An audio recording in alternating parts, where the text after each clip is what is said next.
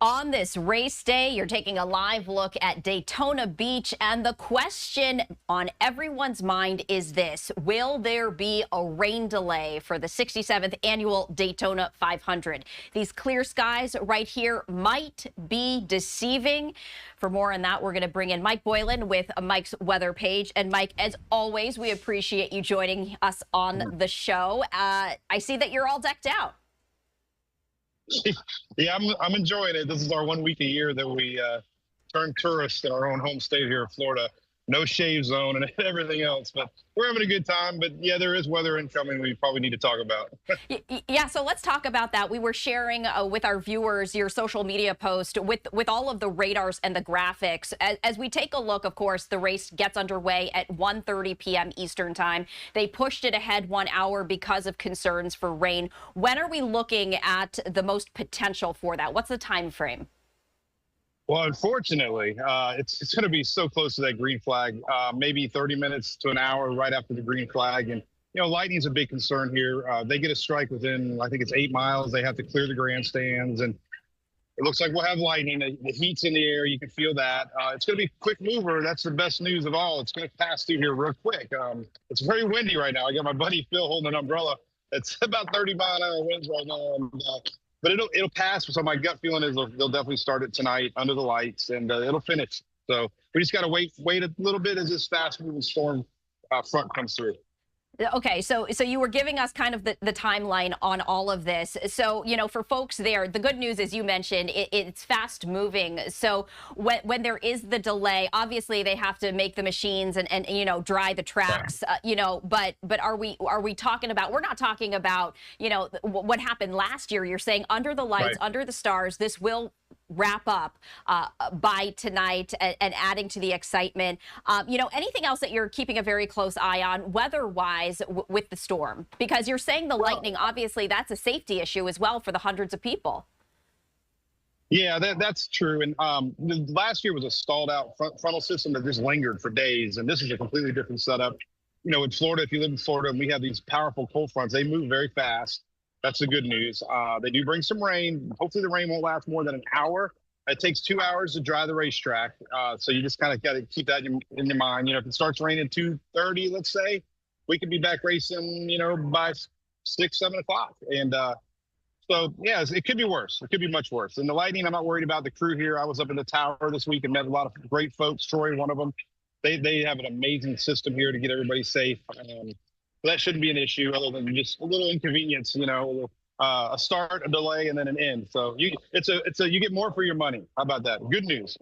Yeah, good news. You're stretching out the experience for a little bit longer. At Daytona 500, they know what they're doing. A very well-oiled machine. Not the first rain day delay to happen. Not going to be the last. So I did want to ask you this. You are there. You know, you're just celebrating alongside hundreds of other people. Who are you looking to win? Who do you think is gonna? Who are you rooting for?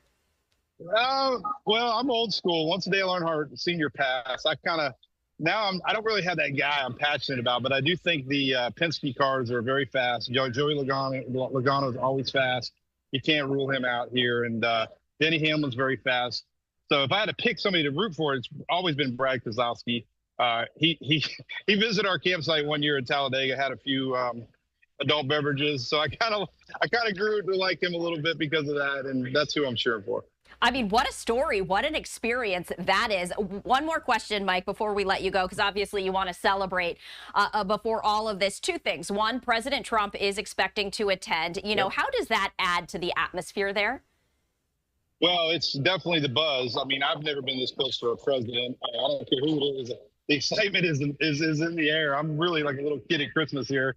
Just think that Air Force One's going to be flying like literally almost touching distance where we're at. And then rumor is the Beast is going to make 2 laps on the racetrack, like on the racetrack this year, not on the apron like the last time. So just seeing that motorcade out here, feeling that buzz. And I've talked to a lot of, you know, FHP, a lot of, you know, Homeland Security folks, Secret Service.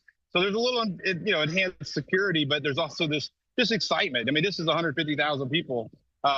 So to have this stage it's once in a lifetime for me, at least.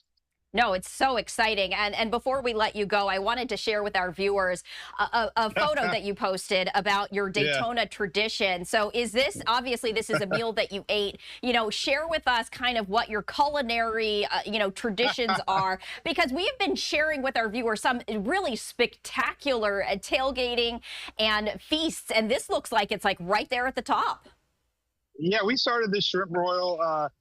I had a lot of negative comments, people, if you're listening, about it not having enough seasoning. Well, you got to remember, I got 2 little girls, and my wife do not like seasoning. So I put the seasoning on after it's cooked. But we, of course, have shrimp, sausage, potatoes, onion, corn.